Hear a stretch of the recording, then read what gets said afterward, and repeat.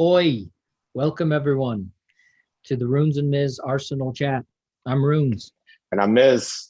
and we come to you live on Thursdays like Europa League to talk about all things Arsenal. And boy, oh boy, is there a lot to talk about. As always, there's everything from the macro to the micro. But Miz, what's your take?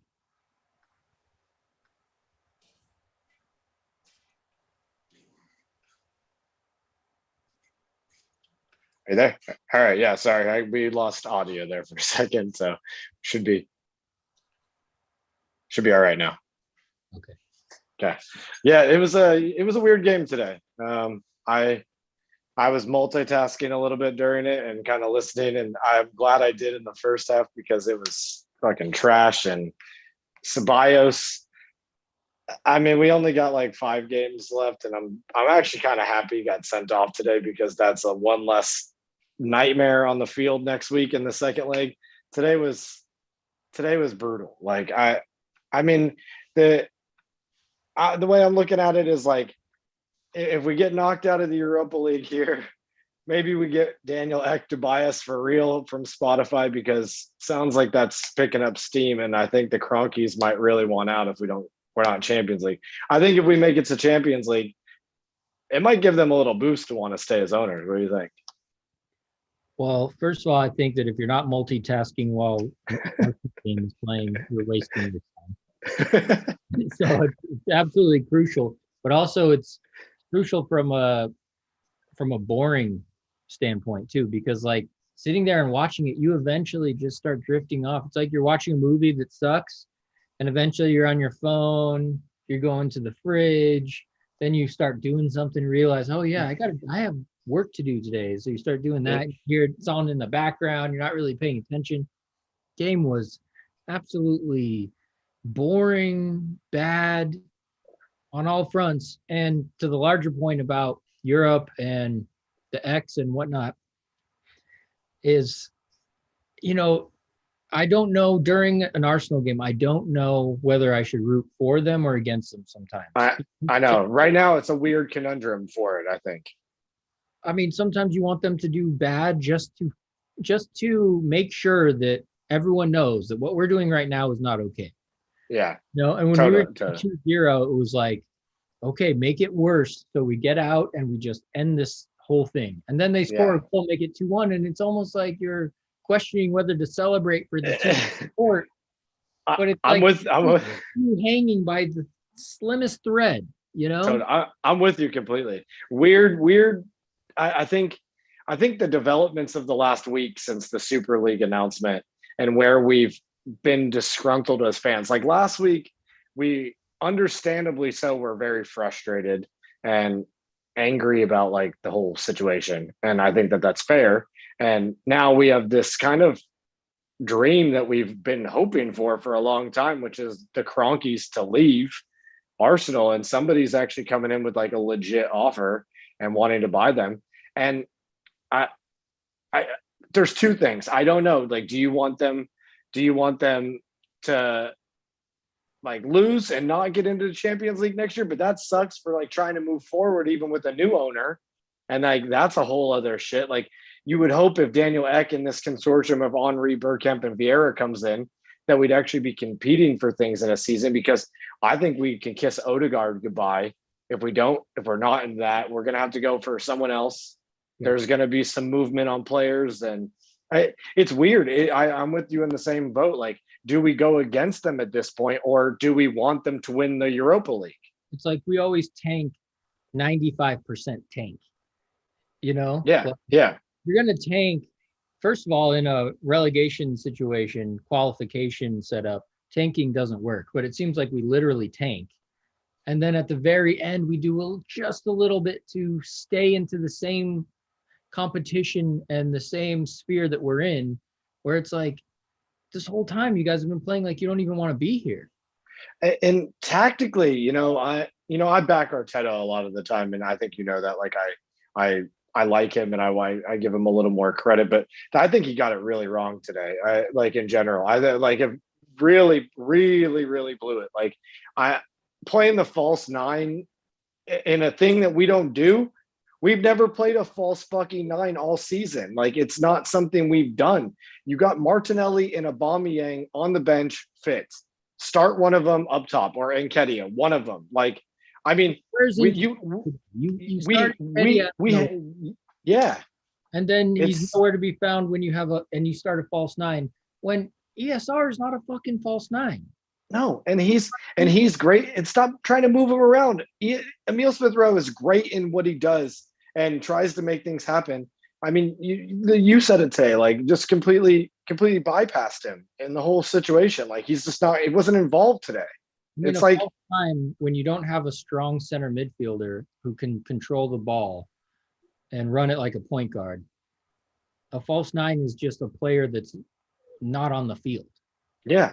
You know I mean? just we literally like they said it today on the pregame that it was like Arsenal have to go for this. This is it. Like they're not going to make it into Europe in the league at all. There's no way now. Like it'd be pretty unlikely for us to get that last Europa League spot, and That's not it's not going to happen. Yeah. Like So happen. so they go for it today. Then go for it. What do you? I mean, out there and they have the same attitude like it's playing Newcastle in November at home or something, you know? well, Like and he yeah, totally. And I think he got the lineup wrong. Not just that, they all played really bad. I mean, Thomas Partey, I mean, has looked a shadow of the player he was earlier. And I get like, granted, he doesn't have support in the middle with him, but he's not even completing passes the way that he was. There's something like going. He's just not playing well. He's turned over the ball a lot. Is losing in possession a lot. Like there's absolutely zero chemistry in the midfield. oh my god, they were. There's no chemistry whatsoever where players know where you got to be to help the player out. I mean, I think Partey, a lot of his form is based on the fact that the midfield doesn't exist. Yeah. You know, we have players playing up top who can't get the ball because we don't have a midfield. And then we have players in the midfield who are in the deep end on their own because they don't have people to pass it to. You have Ceballos, who's of Arsenal possession. Ceballos probably has like 60% of all Arsenal possession. Everything's running through him, and the dude his form is utterly collapsed. I feel bad because I liked him and I thought he had some potential, but I think right now what he's doing is showing that even against Spanish teams, he can't do anything. It's like he's in quicksand, you know? It's like you start off playing for Real Madrid thinking I want to crack the top, and then you say, okay, well, I'll go one step down and play these, and you're like, oh, can't do that. And then he's going one step down. Like right now he's like a Division II player in Spain, the way he's playing right now. I mean, he's kind of terrible. And I heard in the media the other day, he said something like he is leaving in the summer. He's going back to Spain. And for sure, he's even said it. And he's like, oh, I really enjoyed playing the Premier League, but I think the Spanish style suits my play more. It's like, dude, recreation supports your style more. Like you like give it up, man. Like I just don't see it. I don't see it as a pro for him. I don't rate him. I think he's a good soccer player, but does he belong in the top? Like, how did he get to Real Madrid? Yeah, maybe he had a couple. You know, he had a good season, got looked at. They were picking up a lot of Spanish talent at the time for cheap, with the idea of just selling them for more, and he was one of those.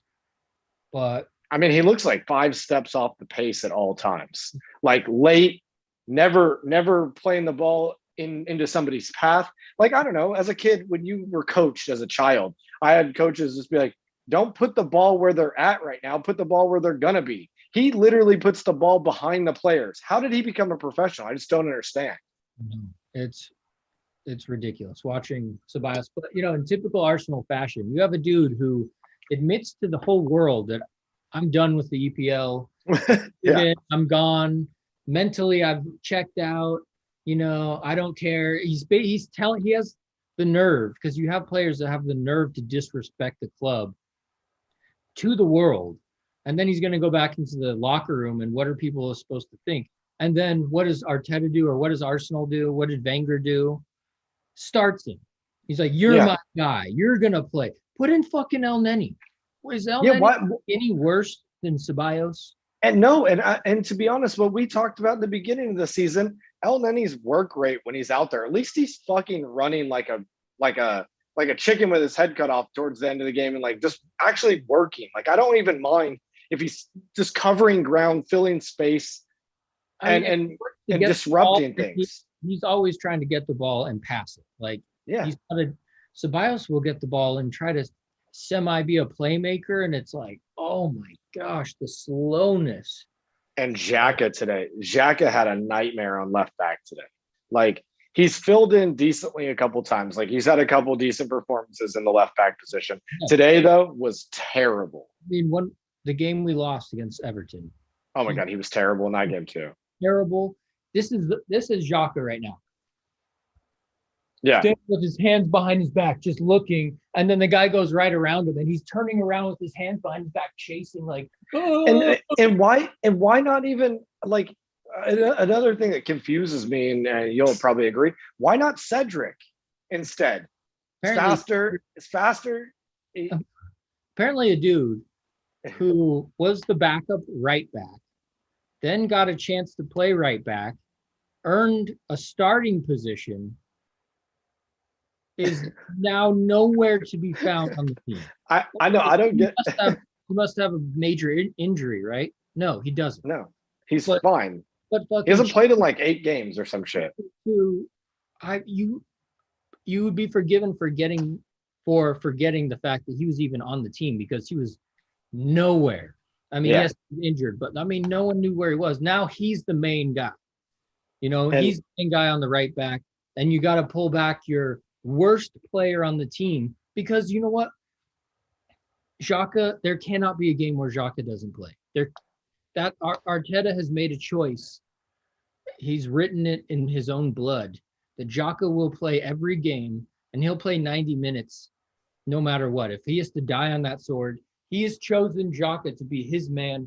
And if he gets sacked for that alone, he deserves it. And there's another thing. I mean, I don't know what's going to happen. What's going to happen? I mean, we didn't really set an agenda today.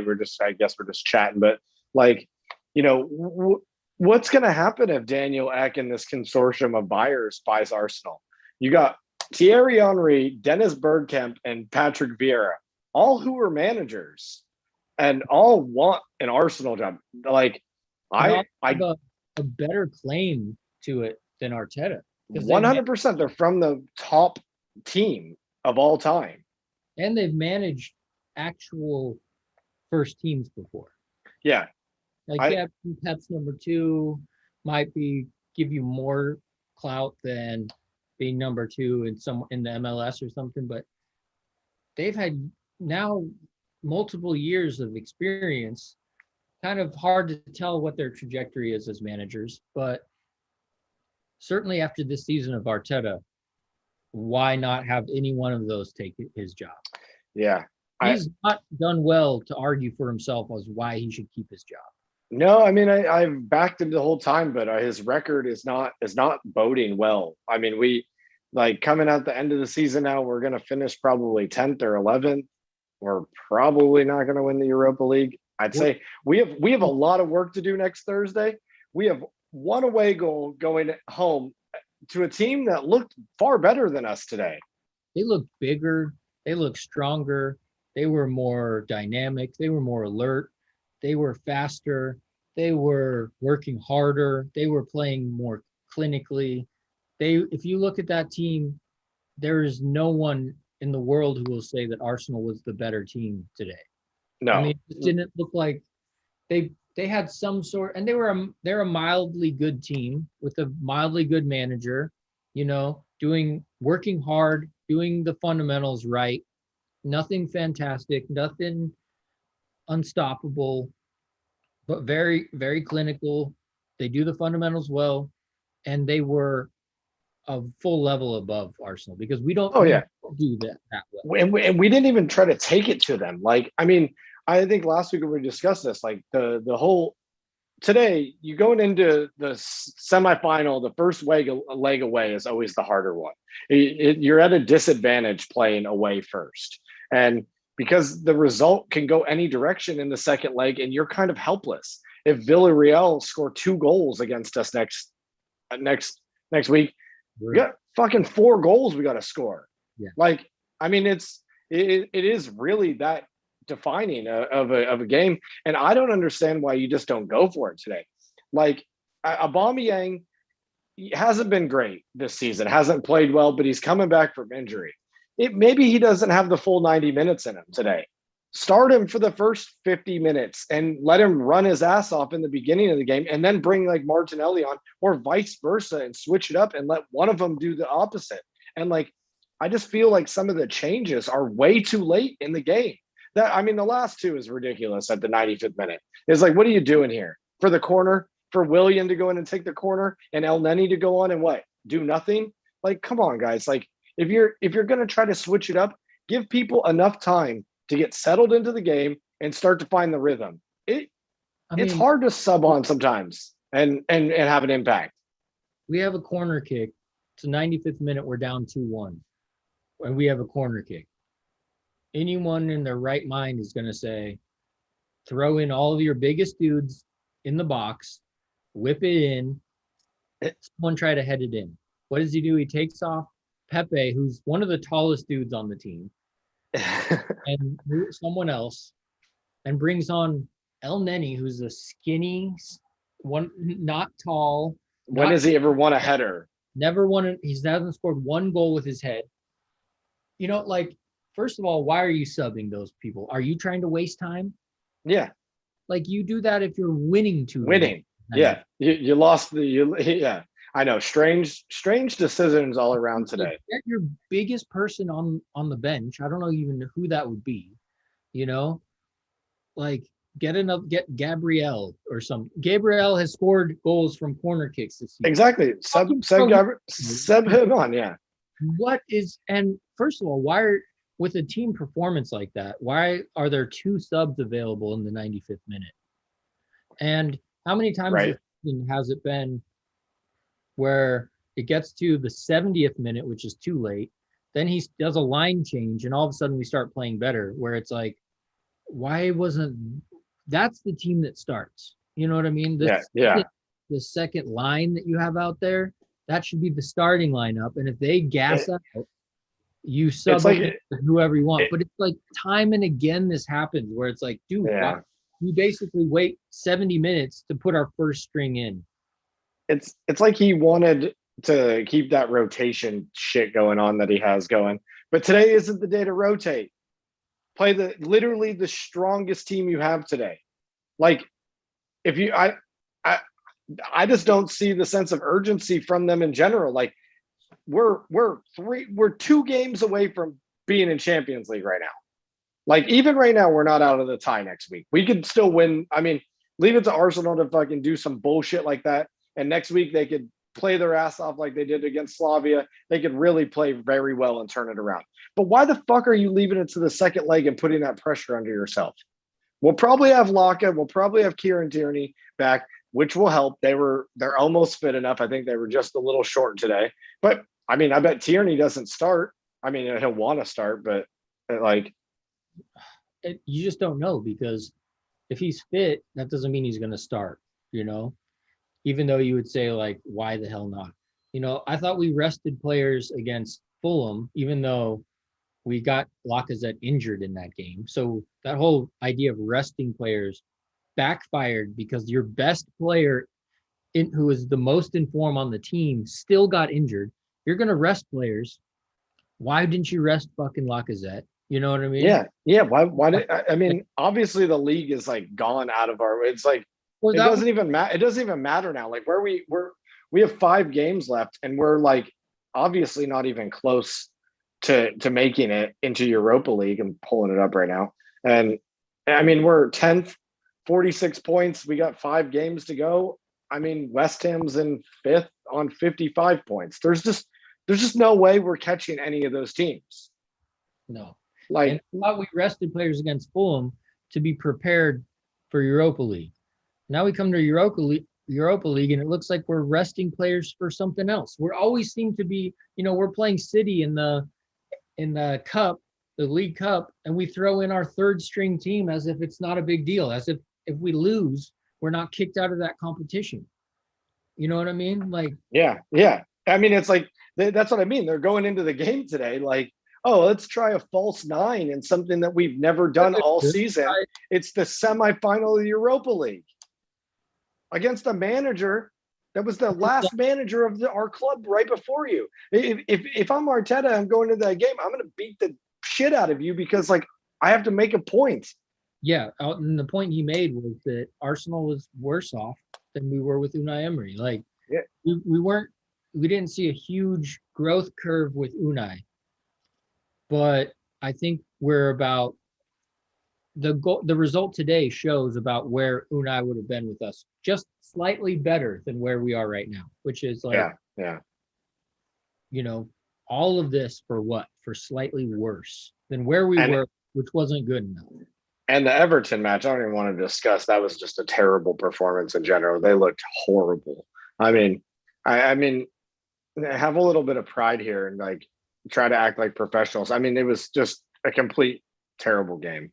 Well, that's the thing too. And when it comes to not knowing whether to support or be against them, we might squeak through this. And although I feel like what could happen is we're going to somehow get through past Villarreal and we're going to lose to Manchester United in the final. So it would all lose nothing. And they're already in Champions League. They've already guaranteed it. So it's going to be and they beat Roma 6-2 today in the first leg. It ended up being 6-2. Yeah. It was 3-2 when I checked last. Yeah. I mean, they came back and like really turned it on in the second half, apparently. And I mean, that's what you do in the semifinal if you can. Yeah. It's getting real bad. Real bad. I mean, and totally. I think the one benefit though is that we have something else to talk about. We have like a legit potential new owner trying to take over. And I feel encouraged by it. I watched his CNBC interview yesterday, and yeah, I mean, like when someone publicly says I want to buy something, it ends that's kind of just ends up happening because you can't stop it. When there's enough momentum and cash, the people who are sitting there are saying, "Why would I work really hard when I can just have the money and then I don't have to work?" It just ends up happening. So I feel like that's moving forward, which is great. And at this point, I feel like top to bottom, we just need to flush it all out. Start over. Keep Saka, Emile Smith-Rowe, Martinelli, a few other youngsters.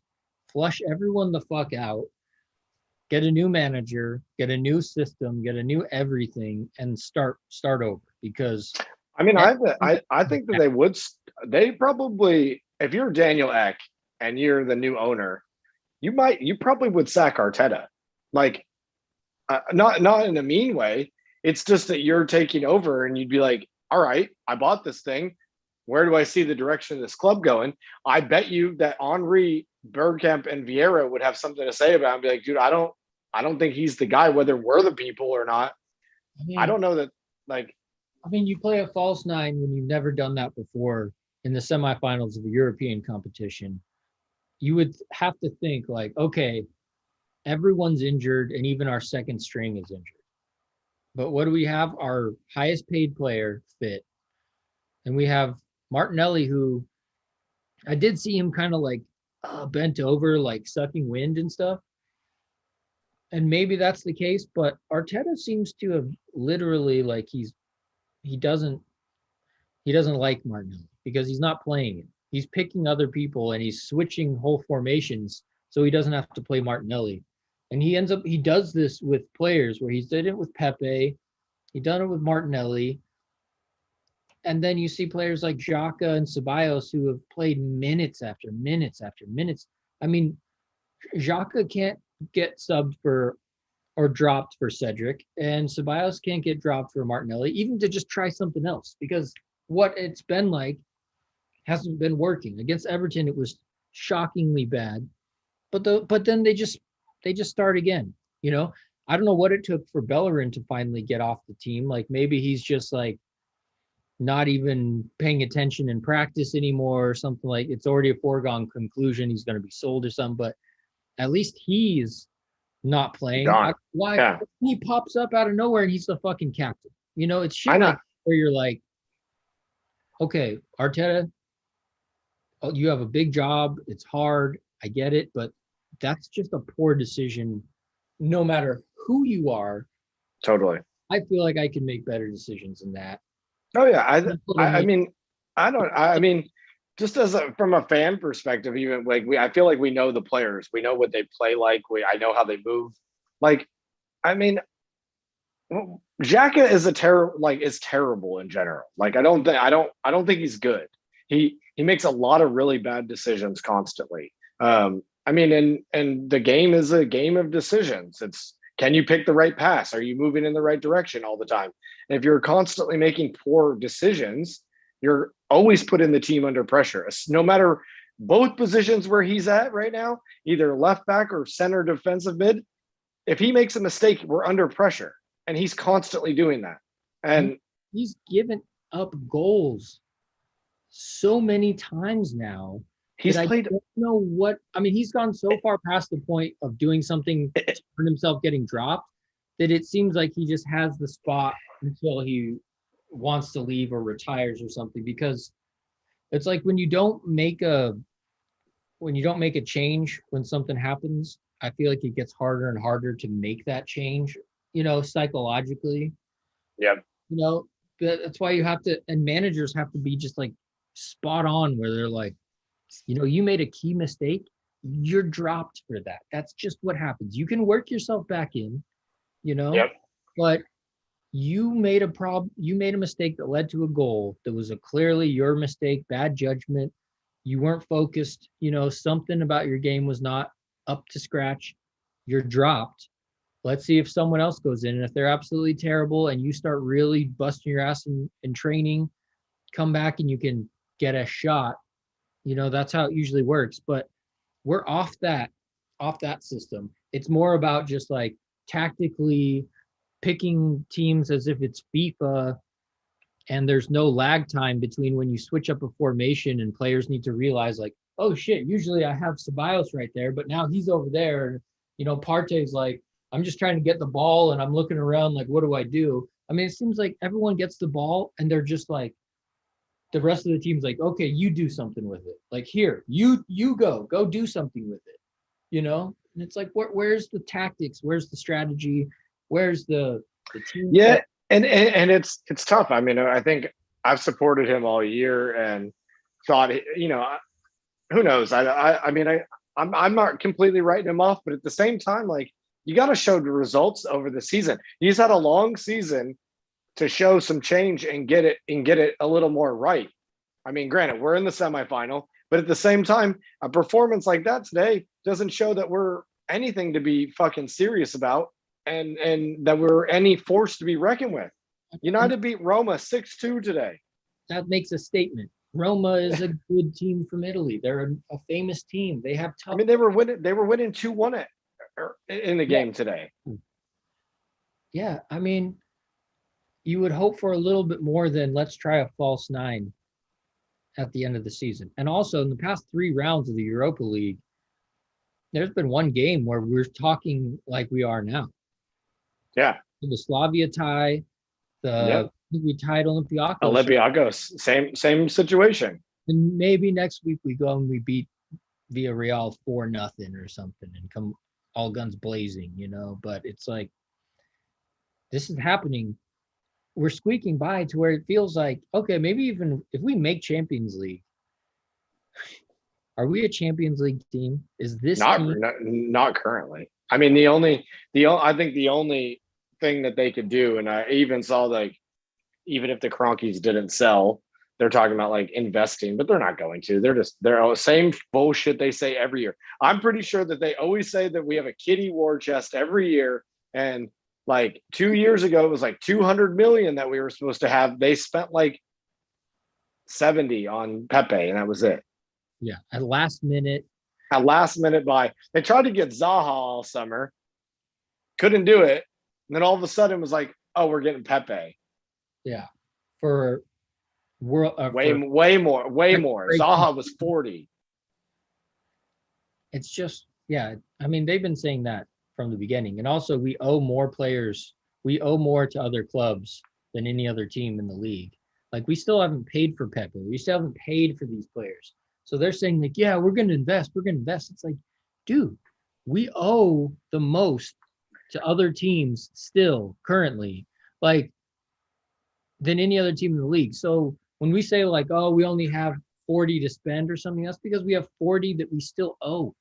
So we're at that every season. We're doing maybe we'll get lucky and we'll get our wish, and Christmas will come early in the form of Spotify owning Arsenal. And I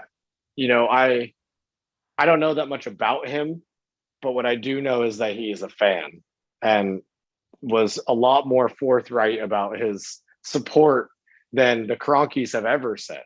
And I mean, when have you ever heard the Cronkies make a public statement and be like, we're fans of the team and we're trying to win shit here and trying to bring former glory. We're trying to engage with the fans. I mean, Daniel Ek said all the right things the other day, whether he, he has a decent reputation in general. Well, we were talking about earlier, and ultimately I just think, there'll be an improvement no matter who takes over, just because of Trump, because their way of doing things is meant to have a mediocre team and to barely get by and use it as a credit card. Totally. It just feels like they're gaslighting the fans at all times too. They're just like, oh yeah, we got all this money that we're spending this summer. Just wait till you see who we get. And like, I saw Holland like linked with us like today because of that. Be like, yeah, right. Why would Erling Haaland go to Arsenal? I mean, don't get me wrong. I think if we won the Europa League and got into Champions League and we were bought by someone else, I think anybody's on the table then. I think that then there's actually talk of like you could actually do something. But right now, like, who the fuck would want to go there? And countless times in the past, since, I mean, when Vega was here pre-Kroenke, players would drop things to go to Arsenal. They had that sense. Them and Man U had the sense that if like you were linked with them, all of a sudden the player was like, "Yeah, I'm down. I'll go there right now." Like, yeah, it's a good environment. It's a top level squad with a cutting edge coach. You know what I mean? Top training facility. All those things that go into it. Like players want to be somewhere that they feel good and that they're taken care of and that they can grow and win shit. People want to go win things. That's the whole idea of why the Super League didn't work. Right. Because if you take away the idea of, I mean, if you're a professional player at a certain level, at the top 2 or 3 levels, you're going to be taken care of. You've probably been a god around your group of community, in your community, since you were 6 years old. Yeah. No? Totally. Like, sorry, my alarm there. Smoke. But, so you're going to be rich. You're used to everyone basically being like, you're so cool. And what do you want is you want to be able to say, I won the Champions League. I won this many trophies. Because at the end of the day, when you retire, yeah, you're rich, but then like, you got nothing to talk about. Yeah. Going to the pub and basically being like, yeah, I fucking won the World Cup, man. Like, I'm the shit. That's all you have. Totally. I mean, that is the bragging rights for them. If you played at, it's a way big difference. If you play at West Bromwich Albion your entire career and you've never win anything and you teetered up and down from relegation to or championship to Premier League, or you played for Man City and you won the treble. I mean, obviously that where you want to be, and the top players are trying to do that. And we currently in our system as a club, we are not offering that experience, those things. When you put when Bellerin has been one of the worst players in the league, and then he gets dropped finally, and then out of nowhere, he's the fucking captain for a Premier League game. Other teams look at that and say, this team is not serious. They're not serious. They're a joke. You're Erling Haaland. You're saying, no, these guys are Mickey Mouse. They're a joke. Like, I'm not playing Totally. for. I would be embarrassed to go to that team. Or why am I going to that team? They don't even make sense. You know what I mean? And we do things like that every single game. There's some decision that just announces to the world and to all our competition that we are not serious, we are not smart, and that we're basically a joke.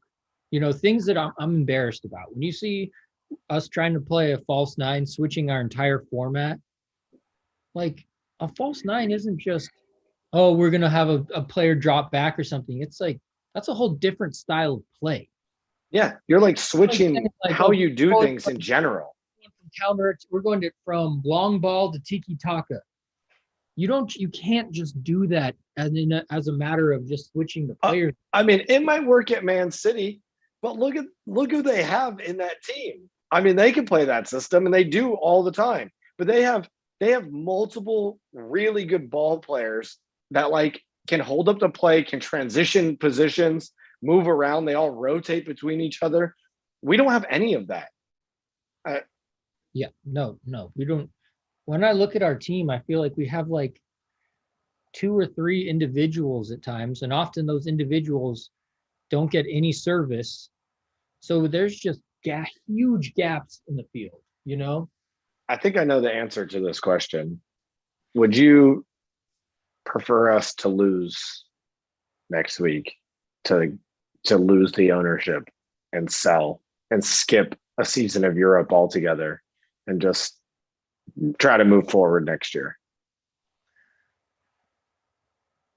I never like wanting to, like, I'm not going to watch hoping that they lose. You know what I Yeah, mean? no, I agreed. I agreed. But in that scenario, what my heart tells me, it's like when your heart says that you're in love with someone, but your heart is also telling your head, like your head is saying, I don't have a chance. And your heart is saying, no, don't do it. You know what I mean? Yeah. Like, yeah, no. The heart is I telling, mean, it's like, we're not good enough. We don't deserve it. If we win the Europa League, I do fear that the Cronkies will hold on to the club for a while. It'll be a harder selling point. Yeah. I don't know if it'll be make or break, honestly, because it's like 30 million bucks, and it's like how much you get for Europa, like 30 million or something. Yeah, something like that. Max, maybe if you win it, you maybe get, I don't know, I'm guessing $50 million something. And that's not even going to pay our interest payments and the outstanding that we have. So I don't know if that would make a difference.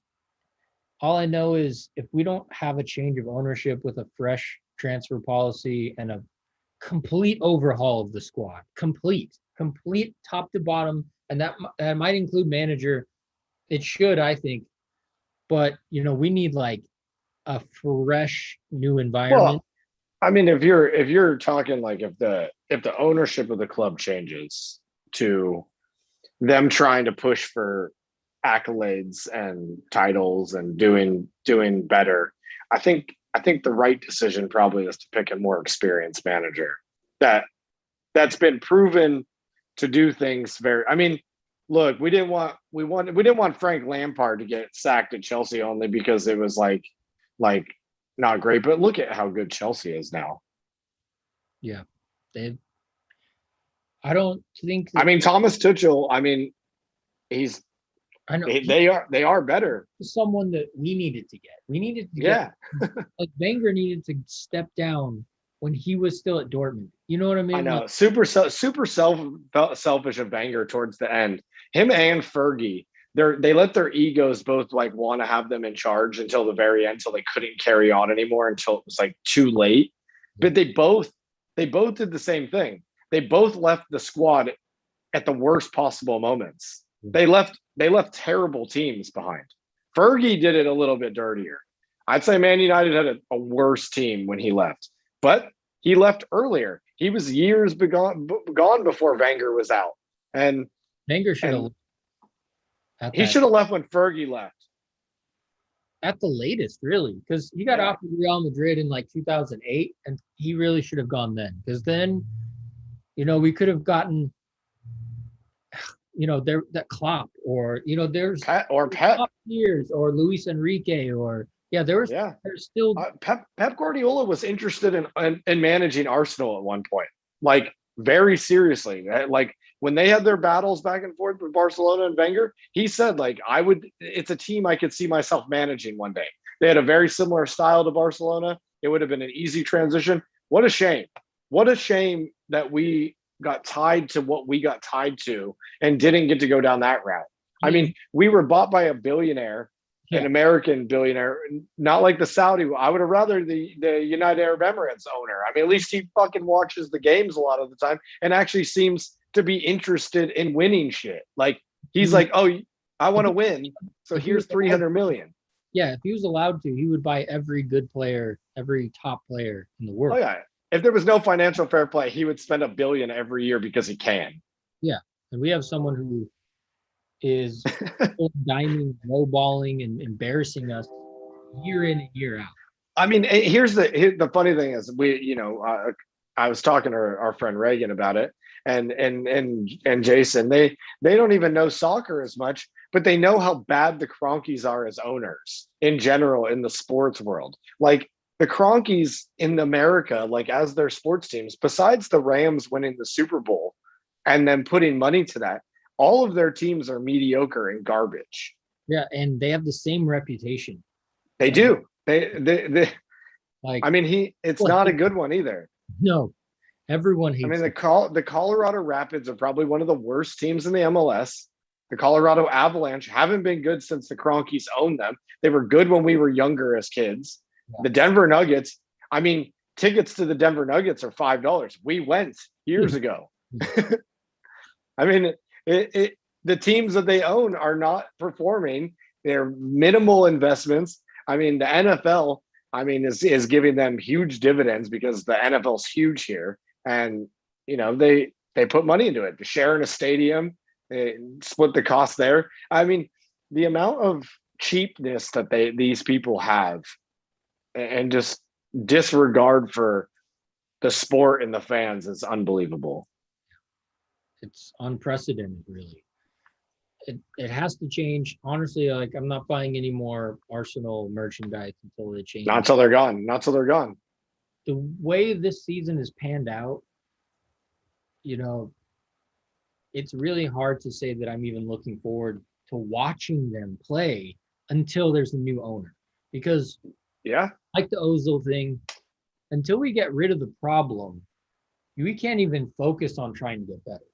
It's like totally.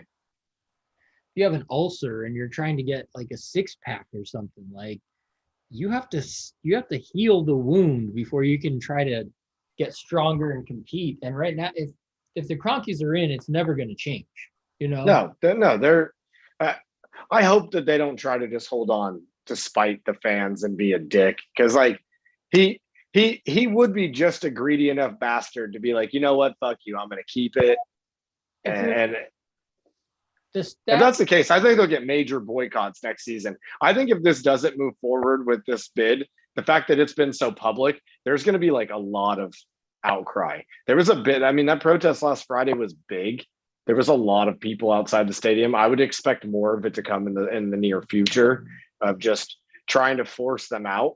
And I'm in full agreement. Like going into next season, like if we get knocked out of the Europa League right now, I don't even know that I'm going to finish watching the season sometimes. Like what's the point? Like games have been so boring.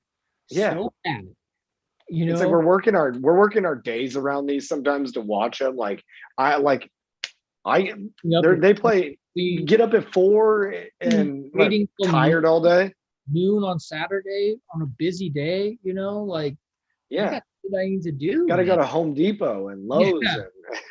Yeah. Just Yeah, it's been really, really bad. And then every once in a while there's a good game and then right back to it. We haven't had two spectacular games in a row all season. It's the worst season by it's so bad, so much worse than other seasons that it's almost like you start thinking about it in a different way. You know what I mean? Like Well, have you and 14 yeah, losses under Wenger? 14? no, it's like, right, I mean, we're terrible. We're a terrible team at the Like moment. max like four losses to even have any chance of winning the league. Four. We're at 14. Yeah. It's I just mean, yeah, you could barely lose 4 games before and like win the league. yeah. I mean, I think there's been multiple seasons where the winner of the league only lost like once or twice.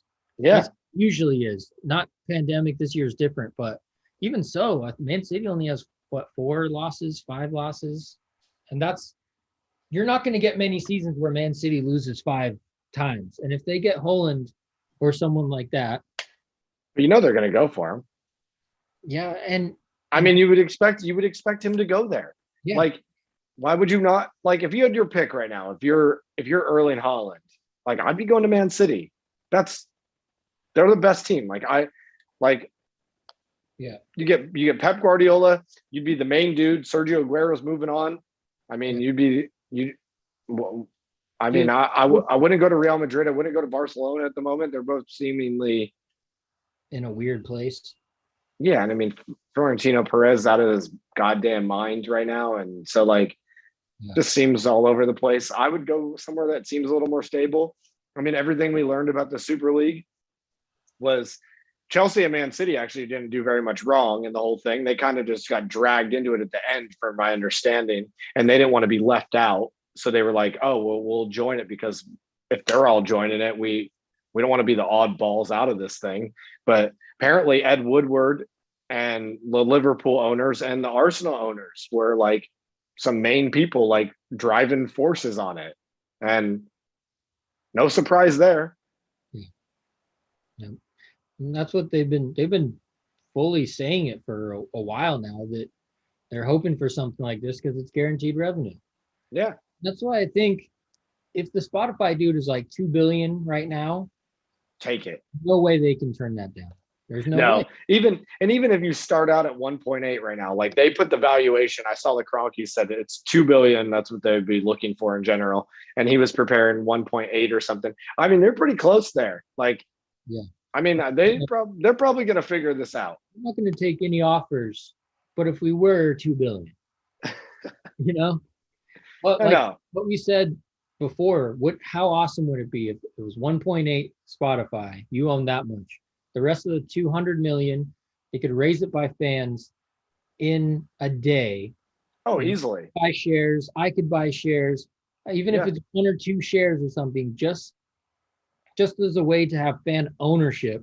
There's so many things you could do with that. You could make AFTV the official fan channel of the supporters group that owns the shareholders trust, you know? Yeah. Yeah. There's so much you could do. And Well, and then they've even said they wanted board representation from the fans. They want somebody that represents fans on the board, yeah, and and you can do that in a way where it's not harmful to business and it's not just going to be like someone who has no experience making all these business decisions, but you have someone representing the fans who has some say, has some position, and is regularly talking to the managers and knows a little bit more about what's going on in the finances, who can report it back to the supporters, and we can get a better idea of how the club's being run because right now it's being run into the ground. oh my god, I mean, I can't. It's one of those things. It would be interesting to see how badly they've mismanaged the finances that they've ever come out with it. Because, like, if you look up our sponsorship deals of what we make per year from like sponsors, it's like out of control. It's like it's out of control. We make 35 million. We make 35 million a year from Adidas, just Adidas. Yeah, and where is it going? You know, when I Where's it? look Yeah, and see that we're in debt and we still owe this much for this, and we still owe this much for this, I'm like, so what about all the money that we got? It's like where the way it is everything that we're making in revenue is already going to previous payments that we. Loans. So it's Yeah. just like they're running it like someone who mismanages their own personal finances, who their paycheck at the end of the week, 75% off the top just goes to credit card debt. You know, Yeah. can't even pay down the principal because they have to eat. You know what I Yep. mean? So next week it's right back there again, and they have to get a better job. To, you know, it's just you get stuck in that spiral, you're fucked. Yeah. And it's true. It's interesting because like, what are they doing with all their money? Do they have all that money? I thought he's worth $8 billion. Yeah, Is it asset based?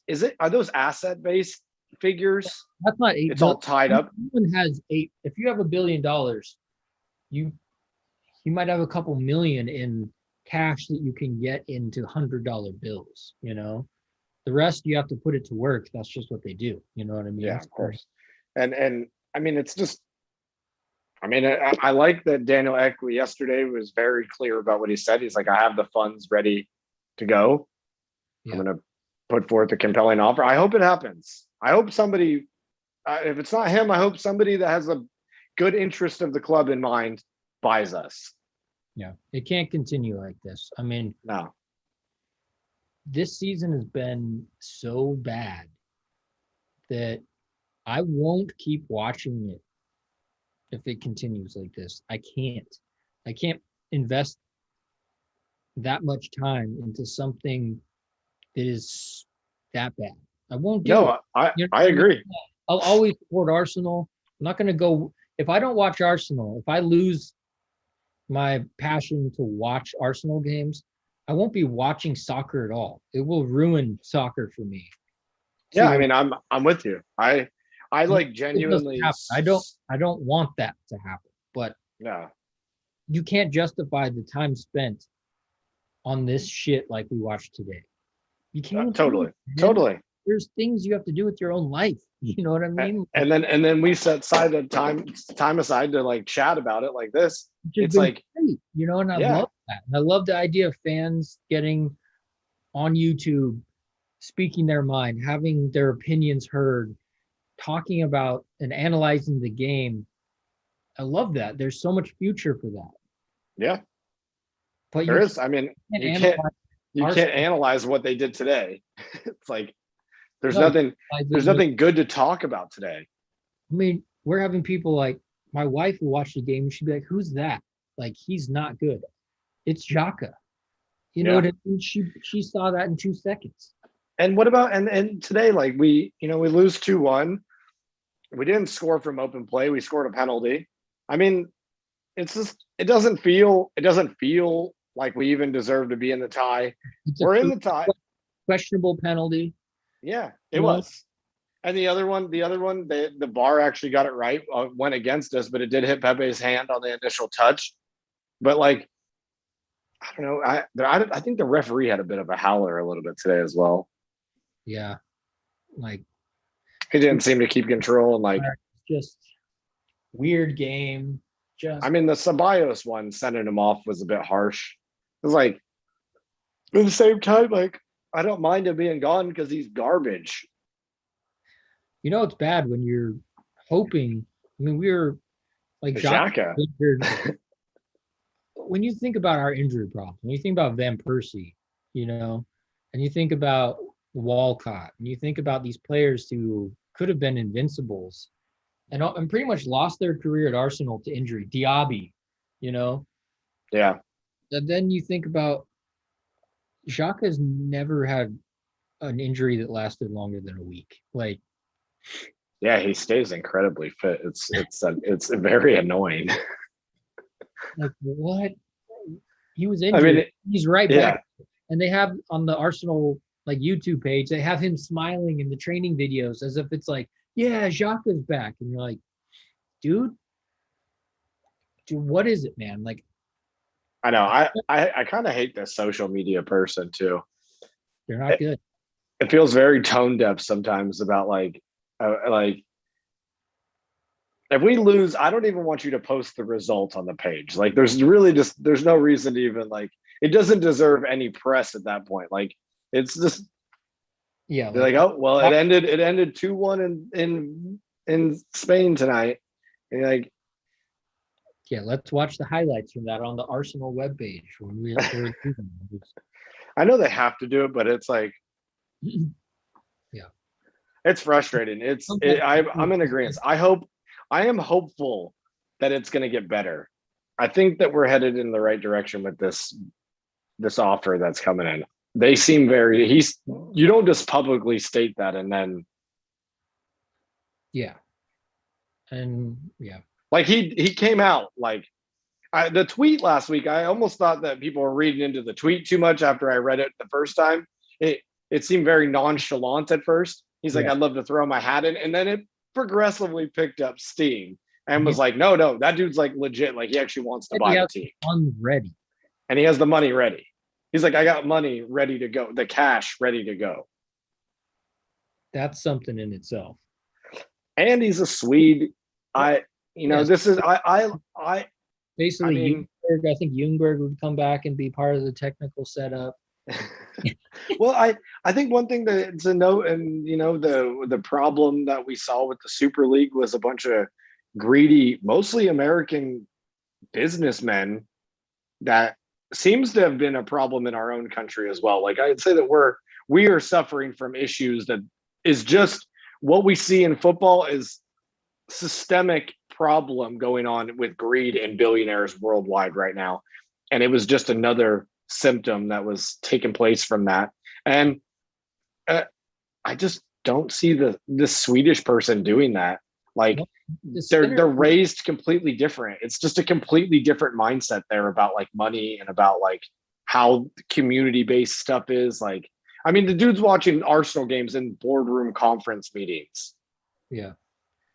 No, and honestly, from a business standpoint too, you think Spotify, Arsenal, Emirates Stadium, there's tons of synergies that could sell his own products. Like it makes sense. And all KSE is like basically like a holding company that somehow managed to land a bunch of sports teams, which are very valuable enterprises to own, but they don't own anything and they don't do anything. They don't produce anything. They just use the value of certain assets to buy other assets that have value to leverage them against other things, and then they skim off the top of all those things. Well, that's how he made money to begin with. He owned like a bunch of storage units and stuff. And now he owns Arsenal. Yeah. Like that makes sense. Yeah.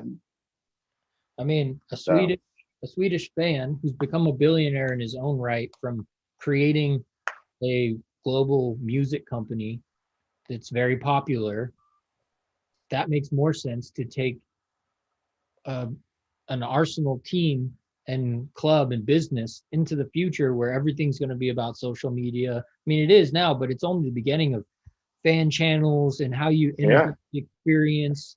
Yeah, he owns a digital company. Like he owns the. I think you would call them a tech company. Like yeah. That's a way better fit, even for business. Totally. And I just something about his mentality. Like he basically is saying he wishes he was a full-time musician. Like he's not trying to work to himself to the death, so he's not trying to be greedy. Like he'll continue to make money. His brand is only going to get bigger. Spotify has only grown in the last 5 years. Yeah, I mean, it's going to continue to make money. So like he said, he's going to reach out to Arshavin because he has a degree in fashion. So they're going to work on a fashion. Really. I mean, it is interesting that he got Henri, Bergkamp, and Vieira on board quickly. This sounds like this could have been in the works for a little bit, and they're just coming public with it now. But like, I mean, you got 3 of the all-time greatest Arsenal players backing a bid. Whose opinions I think you can trust. I think Henri's been very diplomatic when he talks about Arsenal, but that he's suffering because he feels the same way that you and I do about for sure. And you have the Patrice Evra comment where he went over to Henri's house to watch the Arsenal game, and he saw that Xhaka was captain, and Henri turned off the TV. I was like, I can't watch it if Xhaka is the captain. And this is Patrice Evra saying it. Henri didn't say it. He's not ever going to speak badly about Arsenal, but you know that he's just sitting there like, because he brought that steal.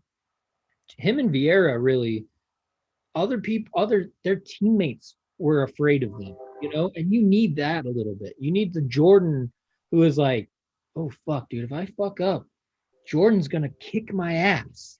Totally. You're Steve Kerr, and you're like, if I make a silly mistake because I'm just being nonchalant, Jordan's gonna kick my ass. Henri was gonna kick someone's ass, and Vieira, and you need that attitude. That attitude completely went out the window. And no disrespect to Arteta, but like he didn't win anything really. Like in general as a player, like he was a decent player. He was, like he had a good time at Everton. He was okay at Arsenal. He wasn't the caliber that Arteta or that Henri, Bergkamp, and Vieira were, or even would have gotten into that team. Like if you would have taken peak Arteta, he doesn't get into that invincible team. Oh, I remember when he played for Everton, thinking like, oh, that's cool. Like the Spanish dude plays for Everton. That's kind of a cool story. He's a good center midfielder for Everton. They're never going to. We were beating Everton handily every time. Yeah. Back then. And then I remember when we picked him up, and it was a panic buy last second on transfer deadline day. We need a center mid, so let's get Arteta. And it was like, we're getting players like Arteta now. Yeah. I know it's for the mess. And you were, and I was hoping he'd be a better manager, and I'm just not seeing it right now. So definitely. Well, Matey, I have to run. Yeah, for sure. We're at an hour, and it's been, we're gonna have a lot to talk about next week. I'm sure we have Newcastle on Sunday morning early. It's 6 a.m. and I'm gonna be on holiday, so I'm not sure if I might watch it, but. We got Villarreal on Thursday. Definitely going to tune in because got to see what happens. So we'll chat next week and recap it. And hopefully there'll be a bid or something else that we can really wrap our teeth into, because I think that is one positive note coming from your Super League nonsense, that we might actually get out of our nightmare 16-year disaster that's happened. Definitely. True. So yeah, definitely. I hope that's the case for us as fans, for the team, for the players like Saka and Emile Smith-Rowe and the guys that like are there that actually like, I hope turn into ballers, because they are good, and I feel bad that they're in this. I don't want them to leave. Yeah. I mean, I think they are tying up a lot of them, so hopefully we can continue that, but until next time. Keep our fingers crossed. Thanks for joining us as always, and we'll be back